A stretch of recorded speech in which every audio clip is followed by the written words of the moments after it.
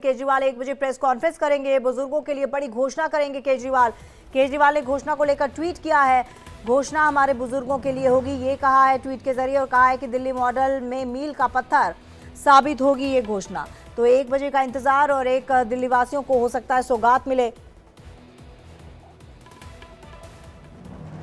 केजरीवाल ने घोषणा को लेकर ट्वीट किया है, और हम आपको बता दें कि आज दोपहर 1 बजे प्रेस कॉन्फ्रेंस की जाएगी आम आदमी पार्टी की तरफ से, और उस प्रेस कॉन्फ्रेंस के जरिए घोषणा की जाएगी।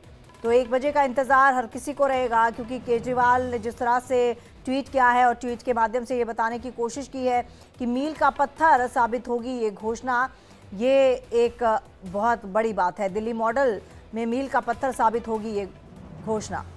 तो केजरीवाल ने घोषणा को लेकर ट्वीट किया है और कहा है कि घोषणा हमारे बुजुर्गों के लिए होगी।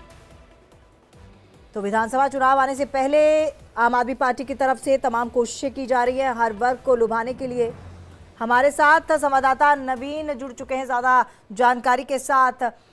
नवीन, विधानसभा चुनाव आने से पहले तमाम मुद्दों को छेड़ा जा रहा है, और तमाम कह सकते हैं कि हर वर्ग को इस वक्त छुआ जा रहा है, क्योंकि महिलाओं के लिए उन्होंने घोषणा कर दी, अब बारी बुजुर्गों की।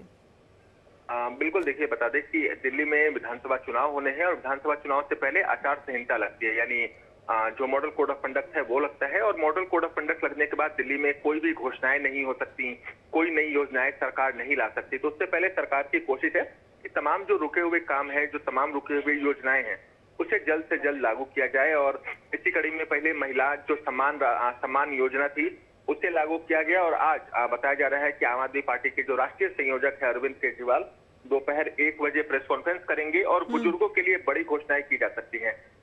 निश्चित तौर पर जहां तक मुझे समझ आ रहा है कि बुजुर्गों की जो पेंशन राशि है उसे बढ़ाने पर सरकार विचार कर सकती है, और साथ ही साथ जो बुजुर्ग हैं उनके लिए पेंशन को रीओपन किया जा सकता है, क्योंकि बीते दिनों तकरीबन 80,000 नए लोगों की पेंशन बनाने का काम शुरू हुआ था, लेकिन अभी भी कई दिल्ली में ऐसे इलाके हैं जहां बुजुर्गों का पेंशन नहीं बना है।